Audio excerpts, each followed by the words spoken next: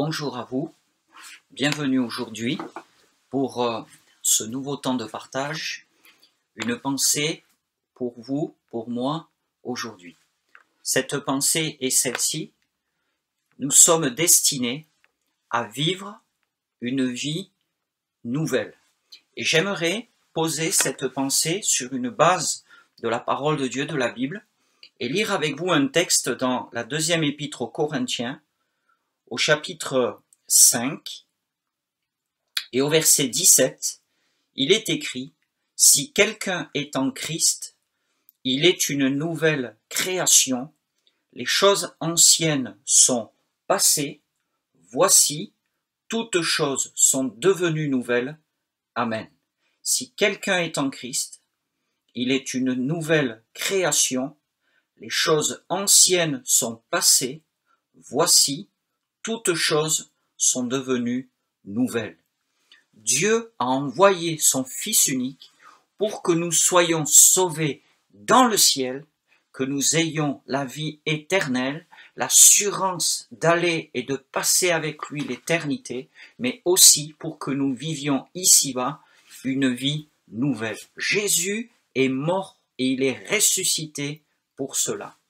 Ce texte dit, si quelqu'un est en Christ et par la foi, je suis en Christ, il vit en moi et je vis en lui, mais il dit aussi, les choses anciennes sont passées. Les choses anciennes sont passées. Pourtant, dans beaucoup de vies, les choses anciennes sont toujours présentes et pas passées. Combien de personnes vivent dans leur échec, dans leurs blessures, dans leur contrariété, dans le mépris qu'ils ont subi, les harcèlements. Beaucoup de vies sont brisées et cassées dans l'enfance, dans la petite enfance. Beaucoup de gens portent des sacs de fardeaux, espèrent une vie nouvelle, mais n'y arrivent pas parce que les choses anciennes ne sont pas passées. Mais Dieu nous dit, au travers de sa parole et de ce texte merveilleux, que les choses anciennes en Christ sont passées.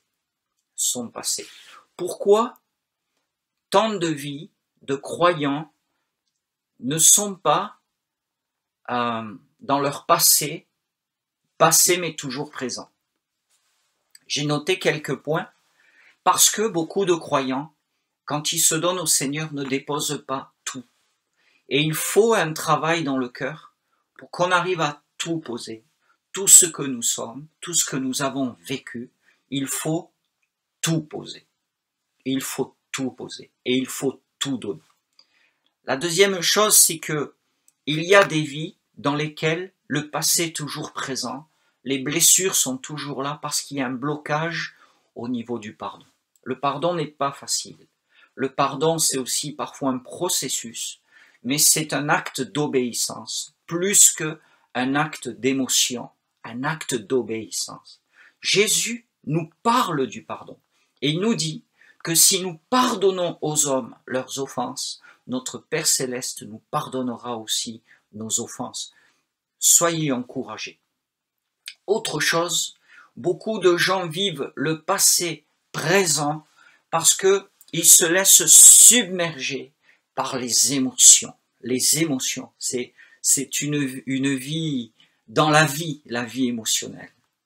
Et quand nous nous convertissons, quand nous faisons la paix avec Dieu, nous recevons une force, la force de Jésus, la force du Saint-Esprit, la vie nouvelle en Dieu nous donne une force. Et cette force, il faut l'utiliser pour apprendre à résister. Dans mon cœur, il m'arrive parfois d'avoir des tas d'émotions aussi folles, aussi... Les émotions font partie de la vie. Mais il y a des moments où je dis non. Ces émotions-là, je ne me laisse pas dominer par elles. Et je tourne mon regard, mes yeux, ma foi, mon cœur vers le Seigneur. Et cela me donne la force de résister. Quelques secondes encore. Mais comment vivre une vie nouvelle? Qu'est-ce qui nous donne de vivre une vie nouvelle? La première chose, c'est qu'aujourd'hui, je vis dans la foi au Fils de Dieu. Je vis dans la foi au Fils de Dieu. Le Fils de Dieu est là. Je suis en lui, il est en moi, il me tient dans sa main. En lui, je suis tout et il est tout pour moi. Je vis dans la foi au Fils de Dieu. Je vis dans la foi dans le sang de Jésus. La Bible dit que le sang de Jésus purifie de tout péché. Et ça, c'est quelque chose qui est puissant et qu'il faut croire et recevoir. Je vis et j'agis pour Jésus. Avant, j'agissais pour moi. Moi, je vous prêche, mais ce n'est pas pour vous que vous dites c'est bien ou c'est nul. J'agis pour le Seigneur. Je le fais dans mon âme et conscience. Et ce que je prêche, je le prêche dans la foi. Et je sais que c'est bon. Et bon pour vous, bon pour moi et approuvé de lui. Je vis et j'agis dans la foi. Et quand parfois je glisse de cette base, eh bien je réfléchis, dis Laurent, où tu en es? T'as agi, t'as parlé comme ça, tu t'es sorti, reviens. Non, je veux vivre, je veux agir dans la foi. Et encore deux choses.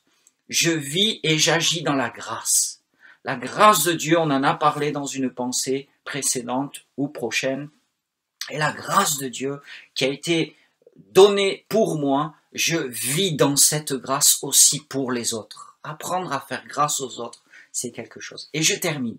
Je vis en sachant que je vais vers le ciel. Je vais vers le ciel.